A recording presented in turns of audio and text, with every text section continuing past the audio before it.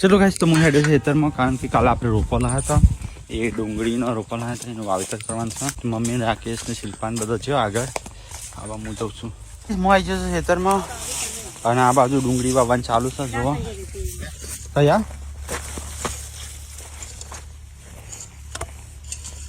તો ગાઈસ આ બાજુ ડુંગળી વાવવાનું ચાલુ છે જો ડુંગળી ઉપર કાપી નાખી ટોચો હા પપ્પા કે મને તો બતાવી જ નહીં છે એટલી જુડી ચેવડી છે જુડી મન કે તું મોઘી લાવે છે આવડી મોટી એ તો આ તો લવાય સીઝન હતી ત્યારે તું લાવે પેલી વખતે ગાઈસ લસણ આવ્યું હતું ને એ જો ચેવડું થયું